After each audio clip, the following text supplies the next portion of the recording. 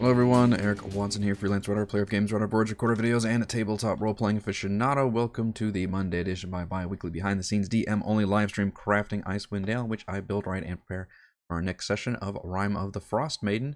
You're playing characters of Alraven, Frey, Celeste, Edmund, or Thimbleweed. This video is not meant for you because there will be lots of spoilers, but for the rest of you, welcome.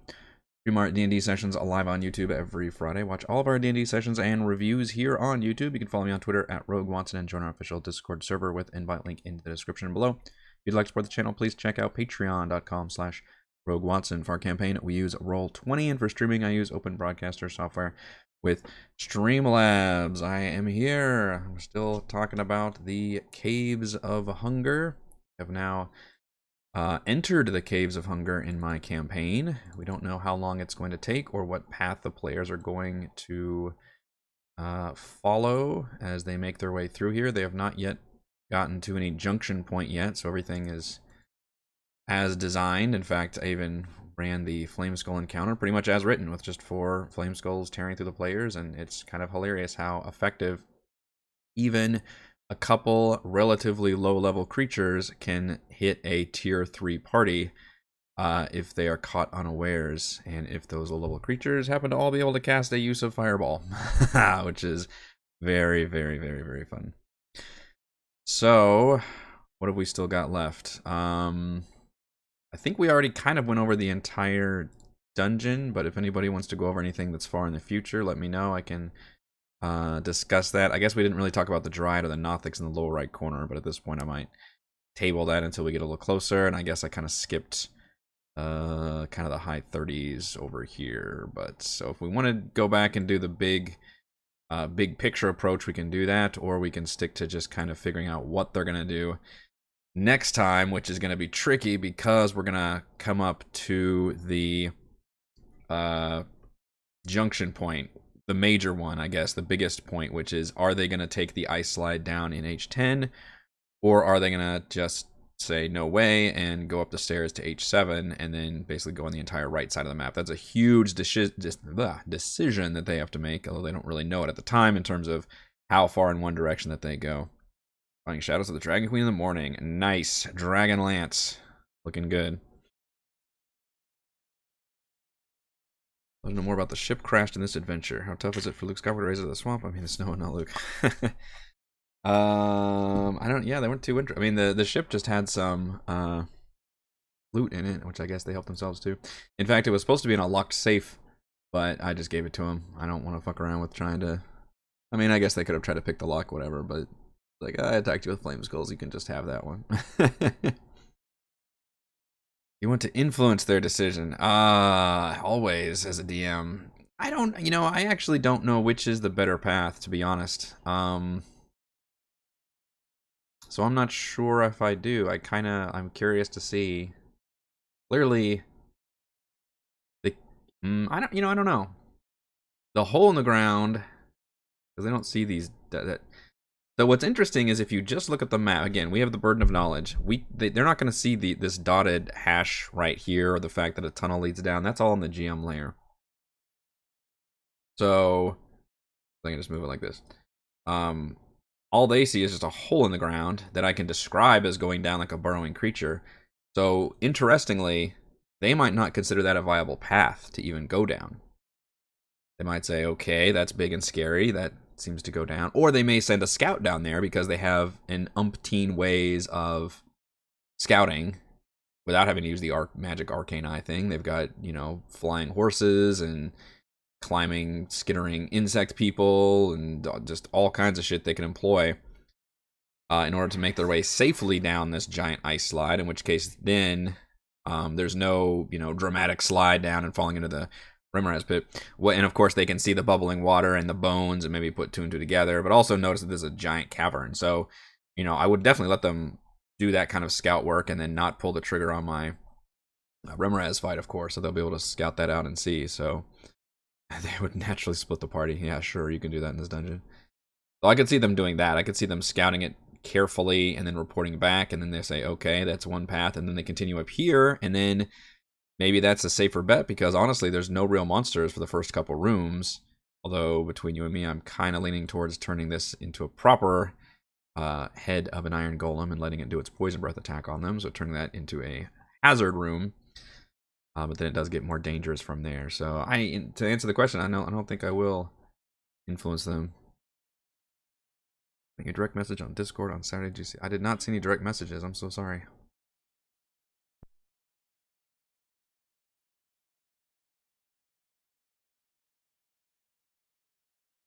I had to cough really bad for a second. Ugh.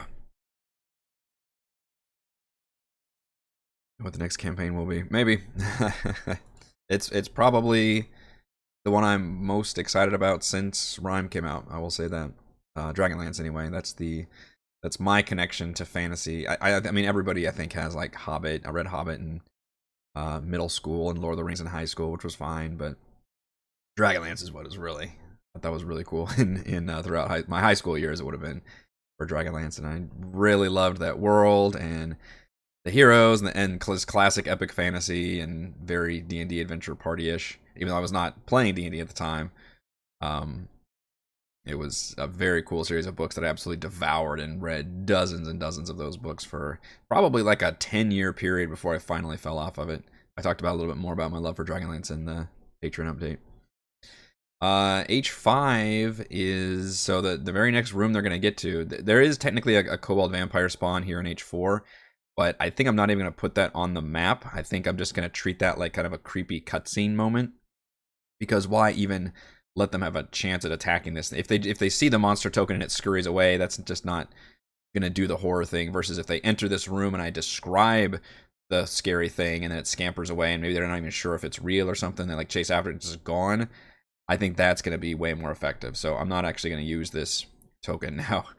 Ask me what happens if one of them goes down here and the other one goes down here, then I'm kind of fucked, because if they could surround it and actually come in at both sides, then we're kind of screwed. So we may have to actually have it fight. So that would be a little awkward, but hopefully I can just pull off the horror scene. And then H5 is where this crumbled tower is. And as written, there was a bunch of mephits that like drop a bunch of icicles. I don't think I'm going to do that. Instead, I'm going to use the ice piercers that I was not able to use from Grimskala and have those attack the players. Try to wait until as many of them as possible are in this room. And I wrote in my notes I was going to launch 7 of them and just use my random token fate macro tool to determine who the targets are, as long as no one person's attacked more than twice, because technically they are supposed to be like directly under the icicles, so you can't have like one person who's getting hit by like 4 of them at a time. That'd be kind of bullshit. So drop a bunch of ice piercers on them now.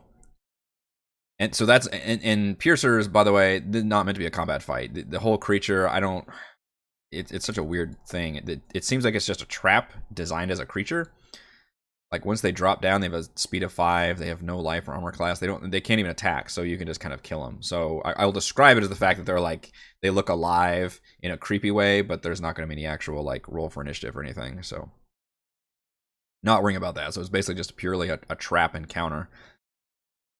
Now, what's interesting is it does mention the fact that this could be the potential first encounter with Tekalele, who is the Gnoll vampire that is kind of infamous for this dungeon, because he's supposed to have hit and run tactics. That is a very difficult thing to get off in D&D for any villain, especially for higher level players. If I'm trying to do a hit and run solo villain against a level 12 party, could be slightly tricky.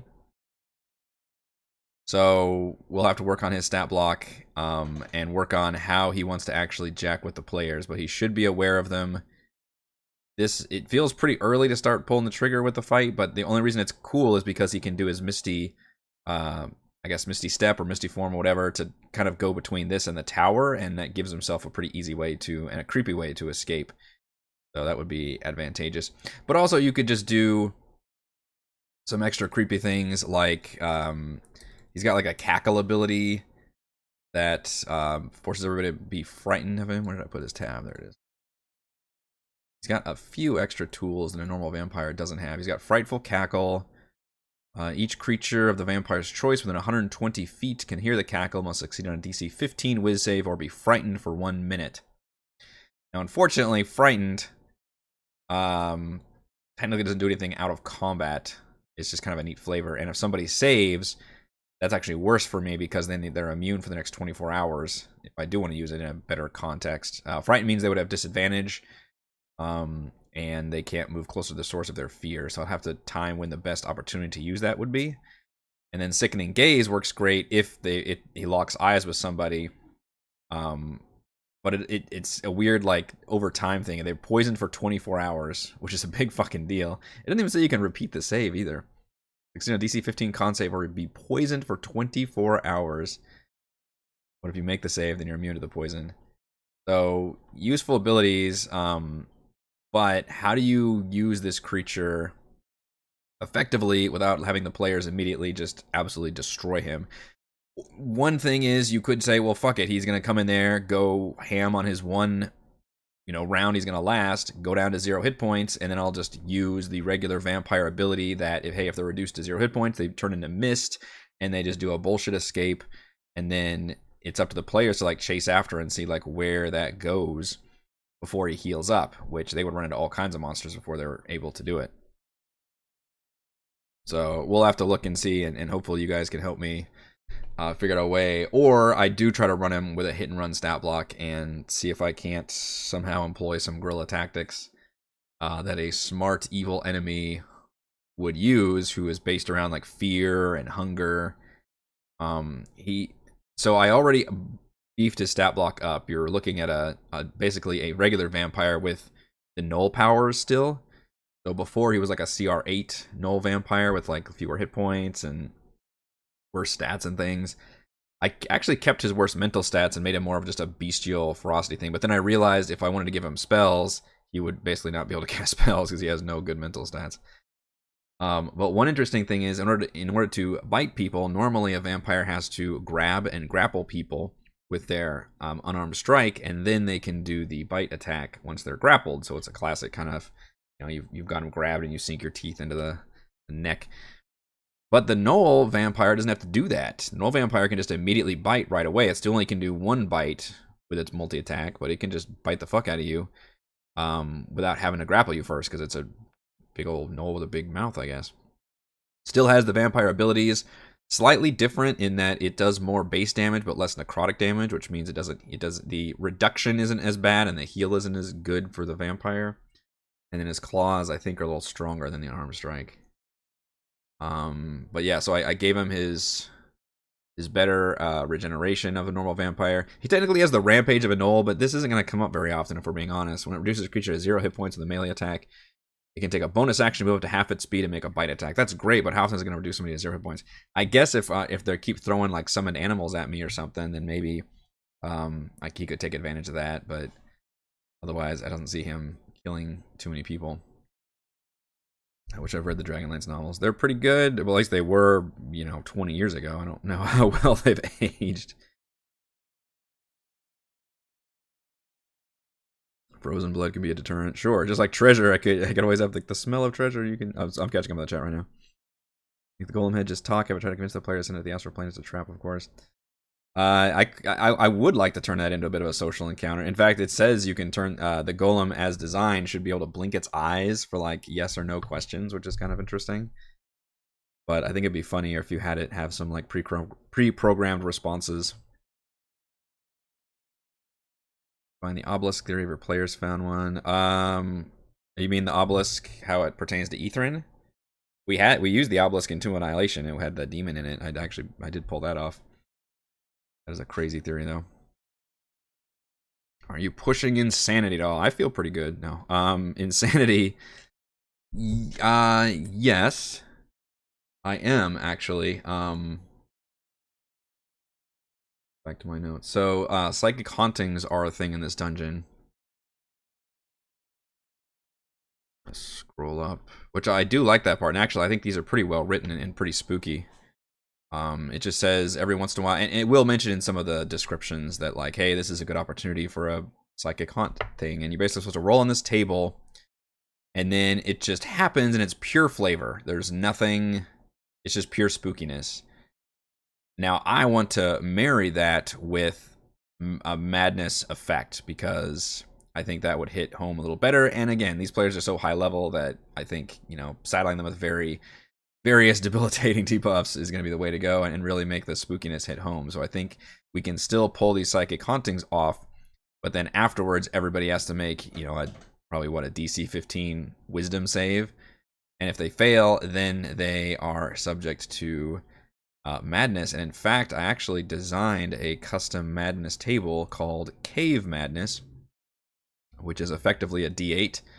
Each one has one entry. So if you want to know how to make one of these tables, you literally just go over to the macro section, scroll all the way down to the make a table, make a new one, name it whatever you want, but you need to remember the name of it. Make sure players can roll from the table, if you want them to do that, and just add each item, and then awkwardly you have to actually add the entire thing under this one bar, and then you get these big old choices. And if you give each one a weight, that determines essentially, like if you're looking at a table, how often that number range is. So if you want to make, for example, this one a D8 table, then each one of these has a weight of 1. So each entry has a 1 in 8 chance of happening. So I kind of copied parts of the short-term madness table and parts of the long-term madness table to create this table. And I said that each one lasts for 1 hour. So it's actually kind of a unique timetable because no madness lasts that long. And this is my way of, oops, for this one. Basically making sure they don't end up with like somebody's unconscious for 20 hours or some bullshit. You know, I don't want to use the long-term madness table, but I also realized that, you know, outside of combat, if you just give them short-term madness, then that also doesn't really matter. You know, so for me, having it last for an hour means you've been stricken with this debuff basically for a decent amount of time in your dungeon crawling. What's to stop them from short resting immediately, Eric? Well, nothing technically, but my players are generally pretty good about not immediately stopping and resting all the time, like I would with a video game. If a video game let me, like, you know, rest every 2 steps and it was pretty challenging, then fuck yeah, I'd be taking advantage of that. But thankfully my players, they don't cheese the system too much, so I'm thinking it'll work out pretty well. I particularly like the one that causes everybody to be frightened and to basically move. Basically, it casts Dissonant Whispers on you. Frightened condition must move away from the room as far as your speed will allow through randomly chosen exits until the original room is no longer in sight. So essentially, I can really have it in an interesting area, have it happen, and then force people to go in different directions. I could even do this in H10 and force some people to go down the slide. Of course, I can't force. So the thing is, I'm going to have them roll on the table, though. I can't force them to choose that selection. So I made a rollable macro to go along with the table, which is called what? I think. Oh, I guess it is this one. Psychic Haunting. Okay. So I've set this one up so that if you click it, which it is visible to all players, we can click Test Macro. So it says the following, X players affected by the following madness for the next hour. Cave Madness lasts for 1 hour, and this one is you experience uncontrollable tremors or tics, which impose disadvantage on anything involving strength or dex, attack rolls, ability checks, saves, or initiative. That's an example of how that works. Now I can thankfully hide this, doesn't appear in the chat log for the players to see. So that's how it will work, and I need to also, so I need to choose, in addition to everything happening in the rooms, I need to choose where these psychic hauntings should happen, because that's completely up to me as the DM, and then it will come with a chance to have madness for an hour. So I don't want to do too many, but you want to have, you know, pretty good spots. And then B, when do I want Tekalele to do his attacks, and how do I want to execute them? So maybe y'all can help me with that. But yeah, H5 seems like a good opportunity because they'll be dealing with the icicles dropping. And maybe I could even flavor it somehow with him doing some kind of an attack. Without... There's no... I don't want to tip my hand too fast with even what he is, though. Which is why I might need to make him be able to cast spells. I don't see what else. Otherwise, he's just going to immediately reveal himself. I guess he could get off a quick attack. I could flavor it like... I could almost flavor it like we're not even in combat yet. depending if the players let me get away with this, it's kind of cheesy to not even have a roll initiative, where basically they're dealing with the icicle drops, and he comes in and immediately like bites somebody, claw attack, and then maybe I can, legendary action, Misty steps away or something. I can give him all kinds of crazy powers if I want to. To where the players can't, like, that's all that happened in that first round. Like, what the fuck just happened? They're like barely even aware of what just transpired. But who knows if I'll be able to get away with that. But other than that, I'd have to use spells, or we just have to do a straight up traditional fight. And then I don't know if I want to show him that. It feels too early in the horror movie to show the, the full monster, in other words, is what I'm trying to grapple with here. There is a vampire spellcaster stat block, which does have some really nice spells, mainly greater invisibility, which turns my null vampire into a fucking predator, which is awesome. Dominate person, obviously you can have a lot of fun with that. Blight just straight up deals terrifying amounts of damage. Gust of wind could knock them around, like really great spells, but can I really justify a null vampire having all these fancy, like, powerful, high-level spells? It doesn't quite seem right. Misty Step I feel like I can kind of get away with because it feels kind of vampire-y just to do that, but in terms of really doing all these high-powered spells, it starts getting maybe a little too far away from what that stat block is supposed to do. Cackling some Null Witherlings. Yeah, I could go back to the Null Withering idea. They're so weak in low level, but I guess that's kind of the idea, isn't it? I mean, his other minions are these Cobalt Vampire spawns, but I see what you mean by the Null Withering. Like, he could literally, like, have them spawn, maybe. In fact, the normal Vampire, that is an action they can do. Roll20 really needs a better tab system. I keep losing these fucking tabs everywhere. What is it called? Like, Children of the Night. Once per day. You can change that. The vampire magically calls 2d4 swarms of bats. Or outdoors, they can call 3d6 wolves. Creatures arrive in 1d4 rounds, acting as allies of the vampire being at spoken commands. Remain for 1 hour until the vampire dies, so the vampire dismisses them as a bonus action. So he does get a cool summon thing.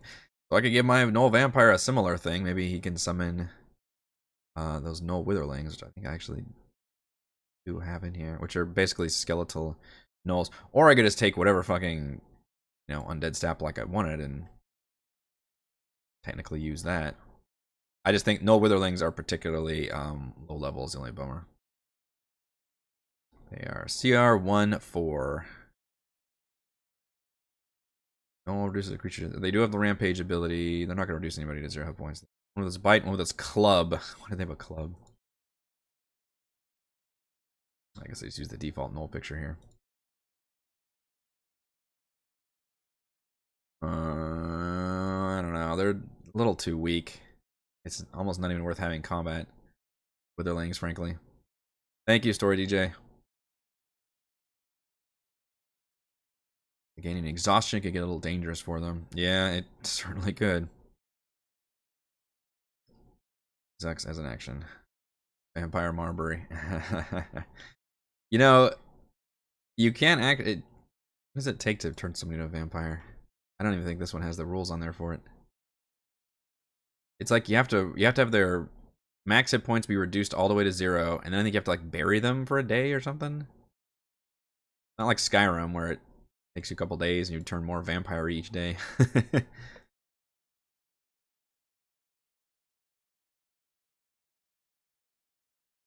We'll go back to that, but I think that is a spot. Unless do they talk about H10 being a spot for a psychic haunting? We're going to H10, even though the number-wise it goes 7, 8, 9 up here. But, well, the players, they could always Misty Step into this tower. They don't know they can actually reach around to the tower, so they could totally do that. And the tower, we'll go back to that in a second, but not much really in there. So H10 is the toppled spire. Okay, and this one does say this cave might contain a psychic haunting. So this would actually be a pretty good spot for probably the first psychic haunting. You do want to do them with some regularity, but not too much. That's always the trick. Just enough to make them creepy and like, yeah, this is a thing you have to deal with.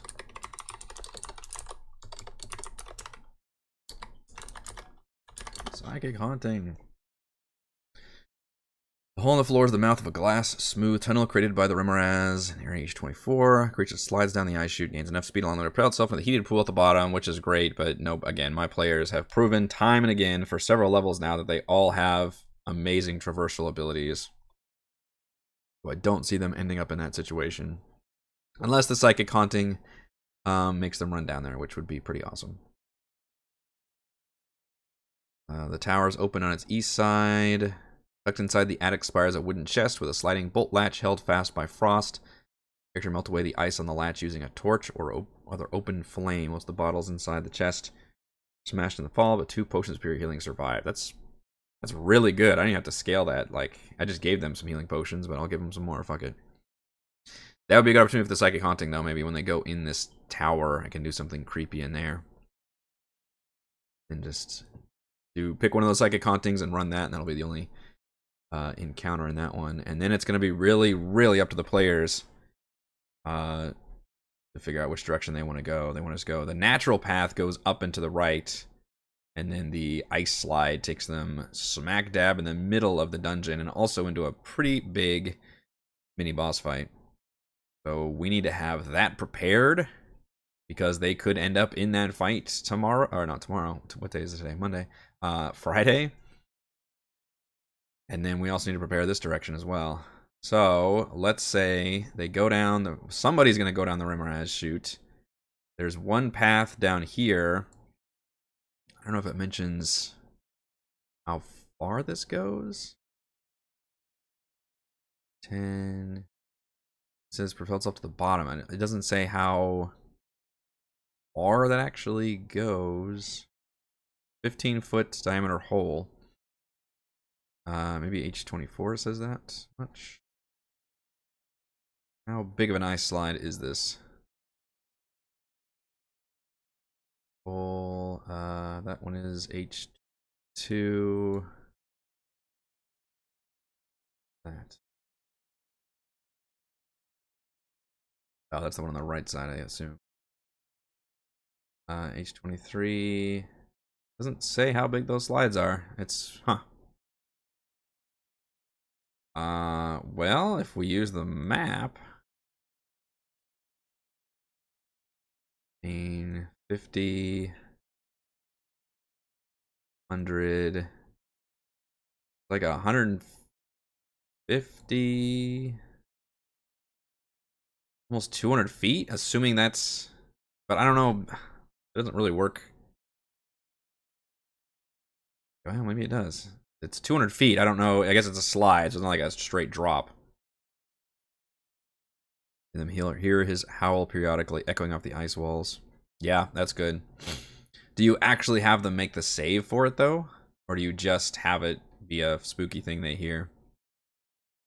Because the first time you hear it would be a great chance is when this creature, when they first go to H4, and they see this little kobold vampire spawn, which I'll describe very teasingly, like scamper off, and then they'll hear that cackling and they think maybe that's even the creature. But I think you don't want to actually make them do that save against being frightened. And plus, they have to be on 120 feet anyway, so I guess that's the difference if they're maybe just out of range. So the Remoraz, I think, is pretty easy. We need to, instead of 1 mama and 3 babies, I think we're going to have 2 parents. 2 adult Remorazes. Yeah, I'm down with the howl for scaresies. 2 adults, I think, is how we change this up. That's pretty easy to scale. Maybe 1 in each pool, and then we'll keep the babies over there.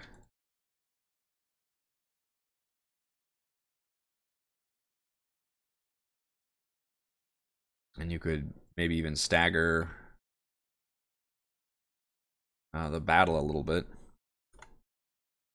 But I like the fact that as soon as they come down, the problem is if somebody's down here scouting, it's not worth pulling the trigger on this fight yet. And hopefully the players would even be able to realize, like, because of their foreknowledge, they might be able to recognize, like, oh shit, I've seen these bubbling, steaming pools in cold environments before, and there was a giant fucking snake monster in it.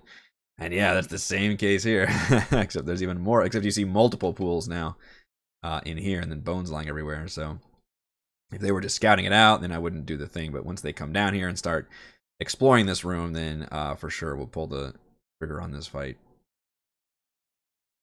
Yes, they can apparently get Remoraz eggs. Is these ones right here. 23. Each pool is 15 feet deep. Brown Remoraz. 24 leads. There's a tunnel to the Underdark. Yeah, well, they just realized that's, and really that's just there because that's how the drow came up. I could put some drow bodies around. That might be some cool environmental storytelling. Problem is I don't know if bodies would still be around. How much of a plot hole is it to leave bodies around? Because the Remoraz certainly would eat people and feed them to the young and stuff. And then the vampire is just, I would assume still running around this area. Somehow surviving. Although, I think it mentioned somewhere in the top that, like, he's actually... does he, like, activated when the actual thing opens up? So he hasn't been running around this whole time? When they cracked open the Reged Glacier, the characters unsealed the glacial prison holding Tekalele. So actually, canonically, he hasn't been running around. He's only just now been freed at the same time the players make it in. Even though at the very entrance they see a Kobold Vampire spawn. So, like, clearly, has that thing been around for a long time then? But I guess that could explain why you might see bodies in some areas. The problem is the players would never probably learn that information. But whatever, we'd probably still get away with throwing some drow bodies somewhere. And that would be an effective tool to foreshadow the drow being down here. The drow probably never made it up this tunnel. Maybe you'd include some bodies here. Like somehow they made it past the Remorazes, even though this is the tunnel. Clearly the tunnel leads right to the Remoraz den. The drow would have had to make it through there somehow. But maybe they just haven't been back. They just lost a bunch of people to the Remorazes, and then they came down here and then made this outpost. And then from here, they were able to go fairly easily to back and forth to Ithrin. We're going to have some more bodies maybe down in this area. So that could be some foreshadowing there.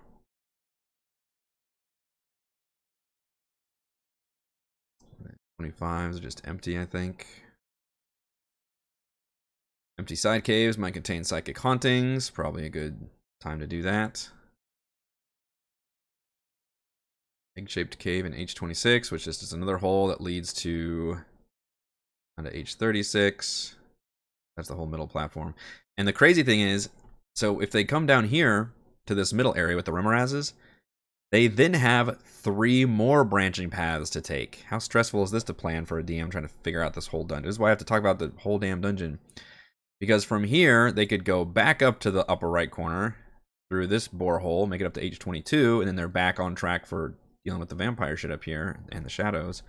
Or they could go down this hole in H26, down to the Dryad, and then, unbeknownst to them, they basically made it to Ithrin once you hit the Dryad. Or they go to the lower left borehole. There's holes everywhere. Remoraz has been around, I guess. I guess the idea is they all traveled from different directions, or they've been around, and then they've made it this home in these hot springs. Or they go down this lower left one, and then they find this tower and meet up with the drow. Obviously, I'm hoping they experience more content rather than just going straight to the exit. The advantage for me is that they don't know where the exit is. They have no clue. So they're just exploring, trying to find Ithrin. If they just end up going down this borehole randomly, then that'll be the correct choice for them. Versus trying to explore more. And frankly, between you and me, not a lot of treasure to be found in here either. So it's not really a lucrative dungeon to explore from that point of view. And obviously you all know that I give my players plenty of treasure now as it is. And the real treasure is the friendship. It's Ithrin. The real treasure is Ithrin. That's where they're trying to get to, is the ancient city full of treasure. So I do not plan on putting very much treasure in this dungeon, although, of course, they are still getting potions. That's going to be stressful as hell if they make this beeline. But yeah, if they come down here, I mean, there's nothing really special for me to prep, other than I can throw some bodies on the map to kind of tease the drow and maybe have bodies going down more in the lower left corner, so I can maybe tease where the drow went. I would probably let the players be able to stealth their way if they were really smart about it. Kind of. Yeah, Rimmer only has a passive perception of 10. Now they do have Tremor Sense. So I don't know what that does for their passive perception. These things like tremors? What do they call? Graboids?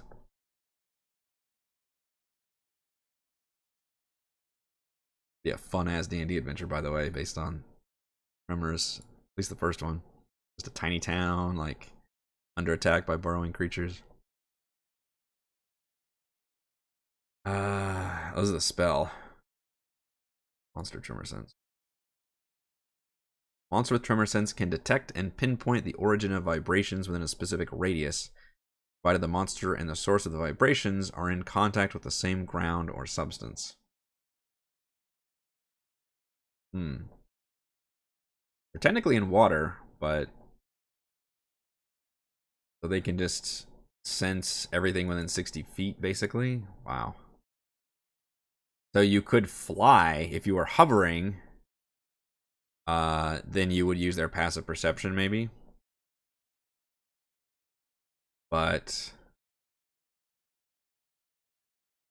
if you're on the ground, it seems like they would detect you pretty close. 60 feet tremor sense. Yeah, pretty much by the time you make it out of this like Y-shaped thing, they are aware of you. But they would bide their, they don't have range attacks, so they would hopefully maybe bide their time until somebody makes it here, and then they would go ham. Okay. I wonder if I need to put the maybe one of the young ones up here and leave another young one over there.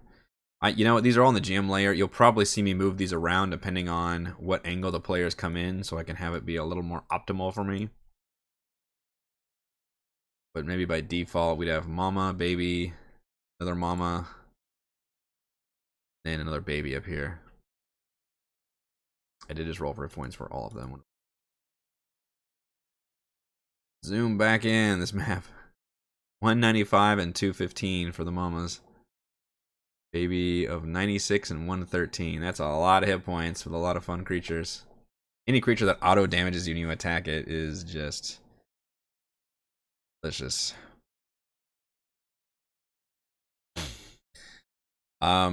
Thankfully, if they do go down here, this Remraz fight will for sure take up the rest of the session. If I even, depending on what happened earlier, I don't know if I'll even run that fight. So I don't see them getting beyond this middle room next session. Because that Remraz fight, well, I mean, unless they do a weird thing like super stealth their way through, maybe that is a possibility, I guess. We gotta prepare for every single consequence. I'm not gonna prepare the drow yet. If they really somehow stealth their way through, well, I'll just have to end it at the beginning of the drow encounter. Same with the dryad. Jesus, please don't stealth your way through the Remor. It's gonna be hard with their tremor sense. It's gonna be really hard to do that. All right, let's go back to if they just continue along the path. Inside the tower, which is where Tekalele can attack to and fro. I believe there's just a dead body with like a piece of treasure in there. Although I think you can use that treasure against the shadows somehow. The skeleton's remains of another priest.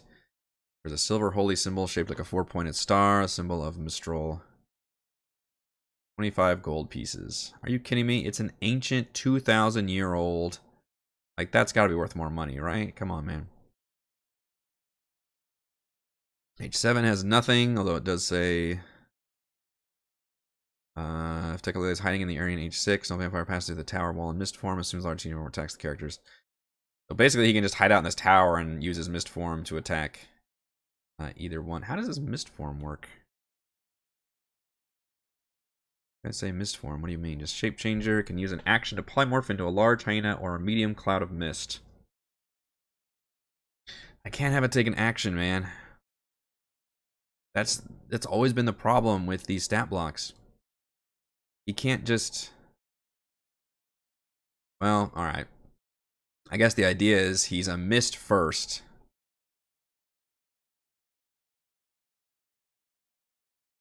The problem is it says here he exits in the mist form, assumes it's large hyena form, which would take an entire turn for it to do.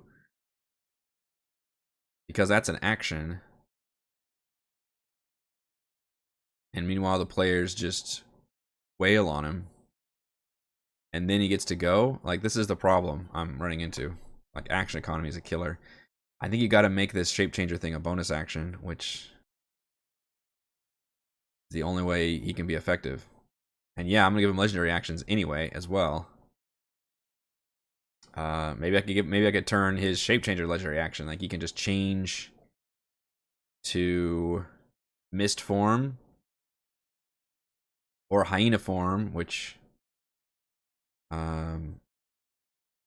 seems pointless if not bad, because he can't use his claws if he's in hyena form. Like, why would you ever be in hyena form then?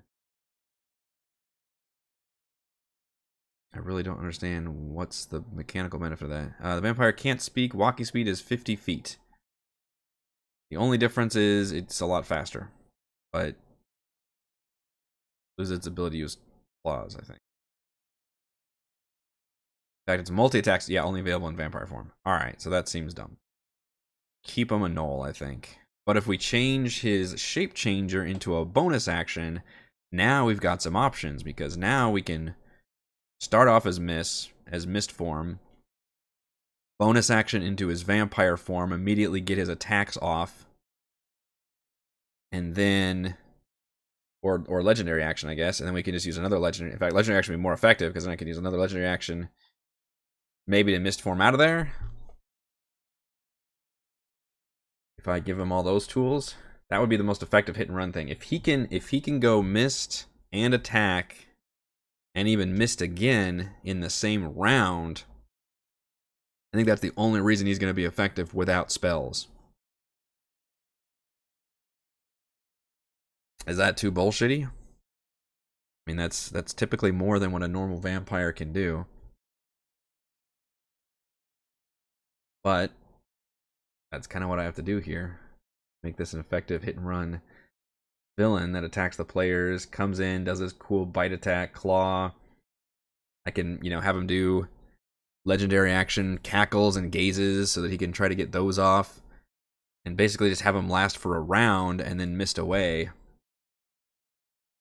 And of course, in proper horror movie format, if they try to follow him, he would just be gone, which that would be some bullshit on my end, but whatever. This is how it works. I think that's what I have to end up doing. Either bonus action or legendary action, or both. That he can at least go mist form. Which I'm not sure if his mist form, they can still even attack him. I guess they, I don't know. Well, in mist form, the vampire can't take any actions, speak, or manipulate objects, so it can just move. It has a flying speed of 20 feet, which is horrible. Can hover and can enter a hostile creature's space and stop there. In addition, if air can pass through a space, the mist can do so without squeezing, and it can't pass through water. Unfortunately, these caves, that doesn't really help you much, because everything's just an open tunnel. Oh, it is immune to all non-magical damage, except damage it takes from sunlight. Does take 20 damage from sunlight while in sunlight. In fact, it actually can't use its shape changer while it's in sunlight. The problem is, if this thing comes and starts attacking, I believe Thimbleweed a long time ago took the daylight spell, and that is going to wreak havoc on me. But it's also just props to the player for taking that spell so much long ago, you know? You don't immune to that shit. Yeah, he's got daylight, a 3rd level spell. Put radius, sphere of light. It's not even concentration either. It just lasts for an hour. So at that point, my poor vampire has to just run. Like, just old school run. Although it's a 60-foot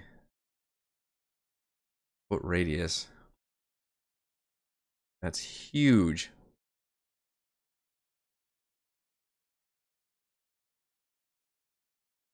"60-foot radius sphere of light." That is enormous.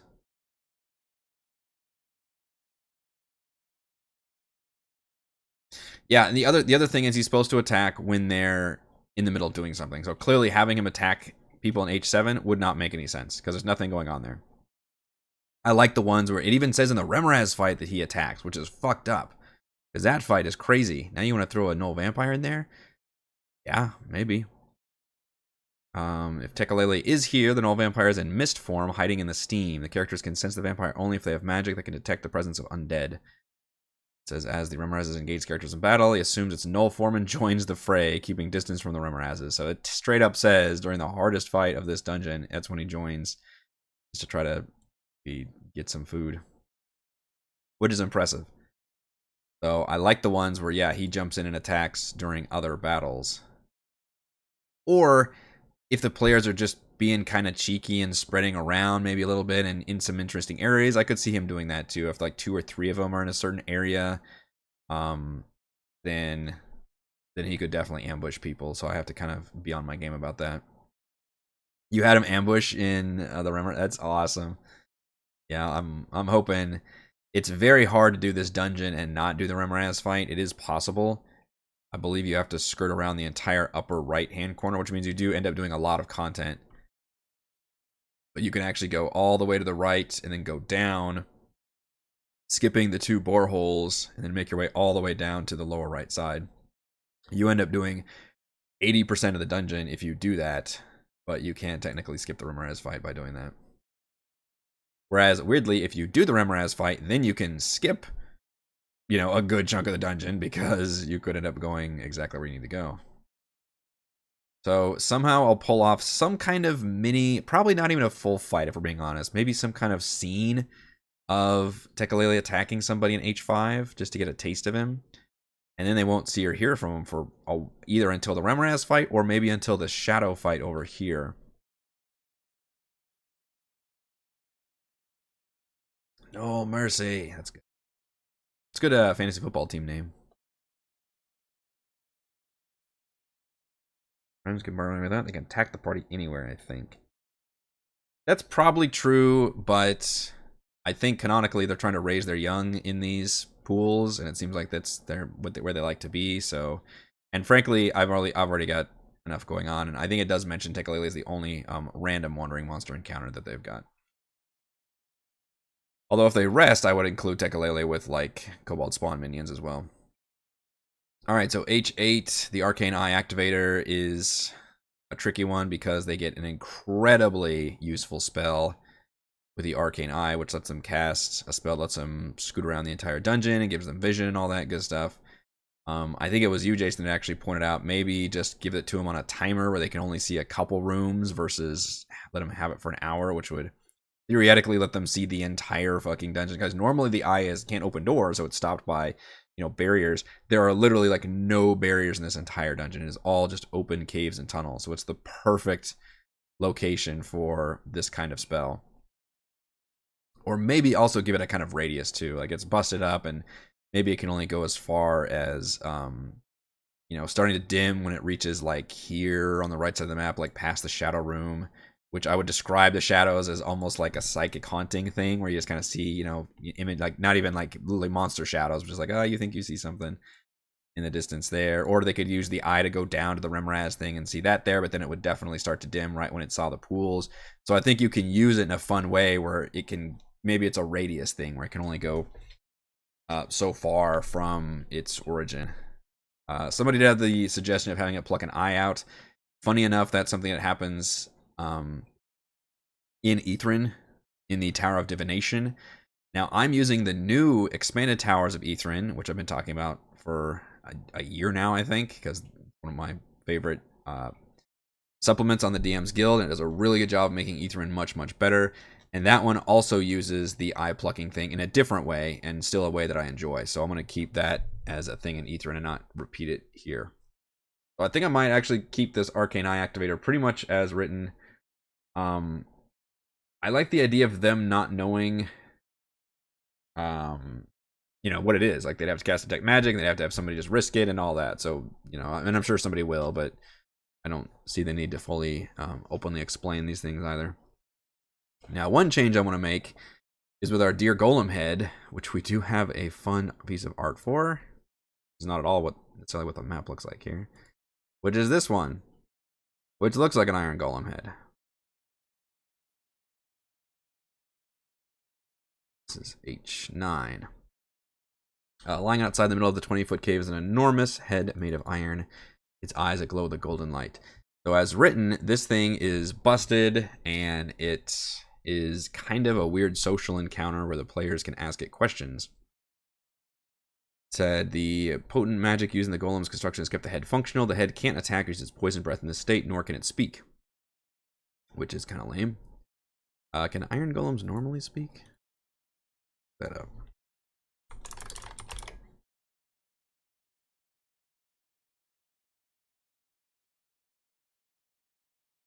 Understands the language of its creator, but can't speak. Well, that puts a damper on my plans. You could use maybe a magic mouth type thing to give it the illusion. Also picture it like Optimus Prime, where it's got the faceplate, and like the faceplate kind of moves a little bit.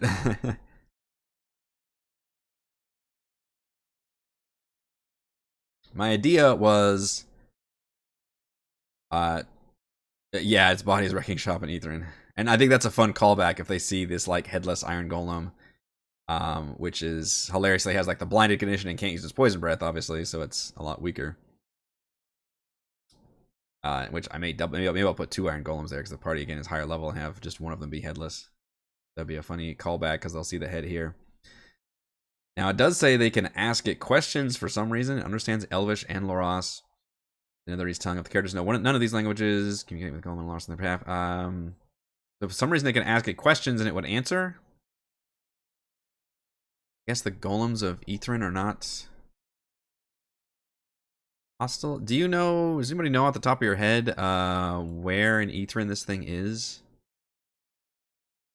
I can look up and see if the golems are just not meant to be hostile then.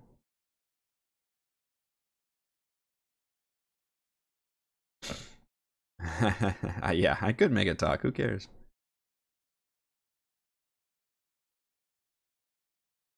Where? This iron golem.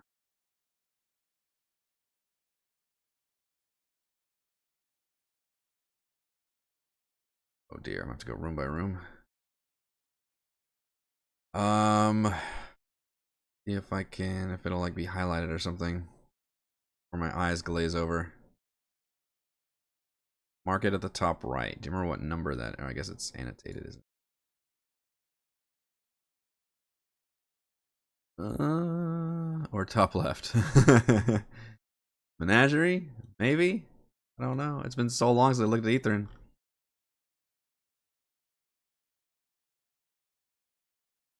What's funny is I won't be using most of this either. Library. Arboretum. Wellspring.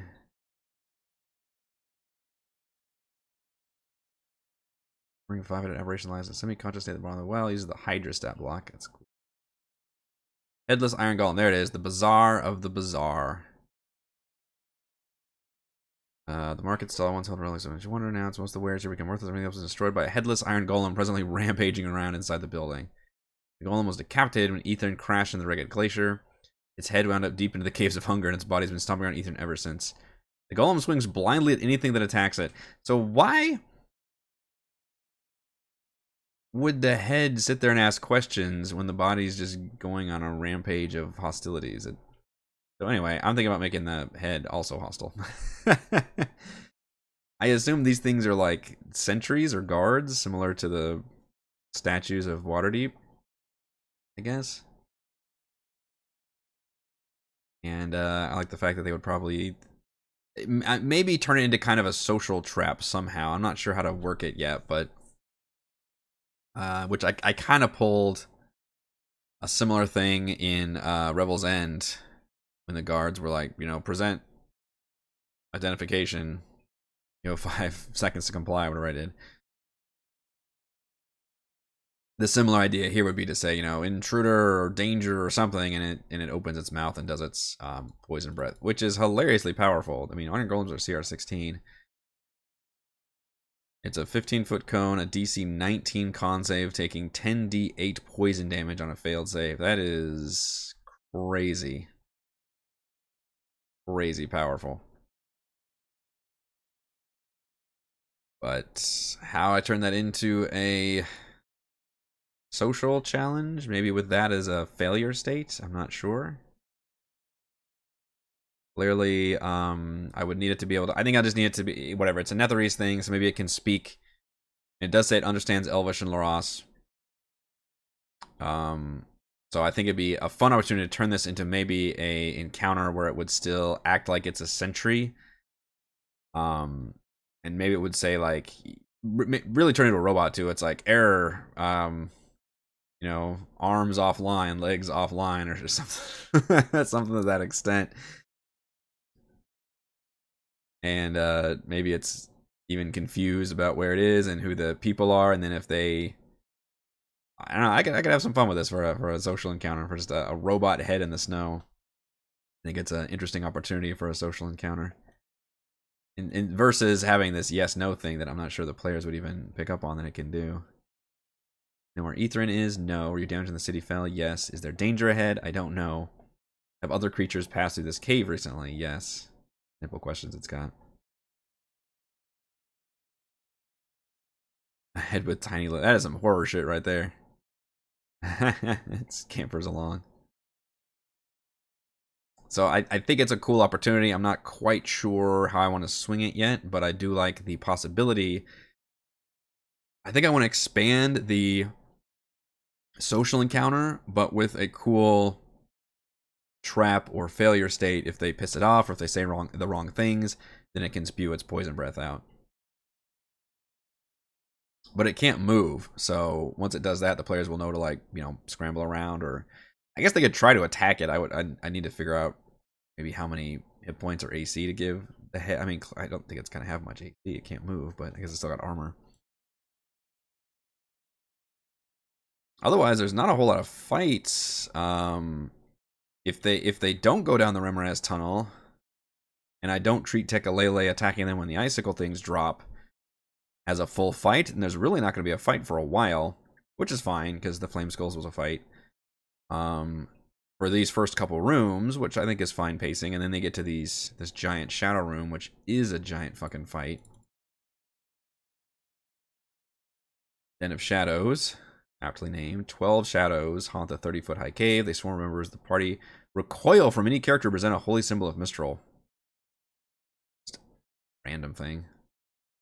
Shadows were born from those who survived Ethern's crash, only to face starvation. Driven mad by trauma and hunger, the group of survivors resorted to cannibalism. Which, yeah, the bones you can find in H12, and I believe the last member became a Wraith, and he's in H15 down here. As what I will probably have to upscale to be an appropriate mini-boss, since just a Wraith by itself is not going to last too long. But 12 shadows are going to be fucking terrifying, because they can drain your strength, and that's going to be all kinds of awful. And also, this is very much a chance for Tekalele to attack. Although it says attacks once the shadows are dealt with. He would probably attack perhaps while they're being attacked by the shadows. I think that's, again, the best opportunity he's got. And then he can retreat and be pretty close to his comrades.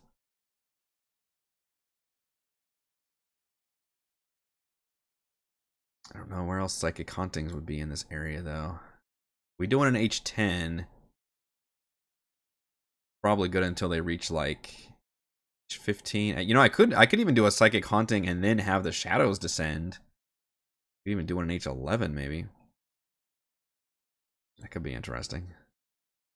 Pacing on those is going to be tricky, again, because I just don't know the order in which my players are going to go. That's the most difficult thing here, is I just have to do as much prep work as I can, room to room, and then rely on that for whatever paths they decide to take.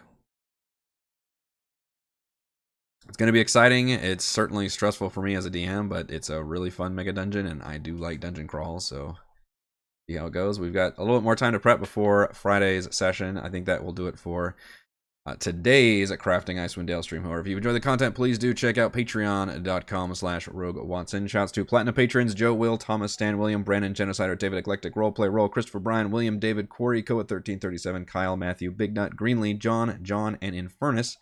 And gold patrons RPG, Papercrafts, Pretty Boy, and Yuma, Marcus, Dead Lizard Lounge, Sam, Lumpy Spuds, Jerome, Nathan, Fazaka Tortoise, Scott, Stephanie, Refus, Carolyn. Thank you all very much for your support. See you for another Crafting Icewind Dale on Thursday.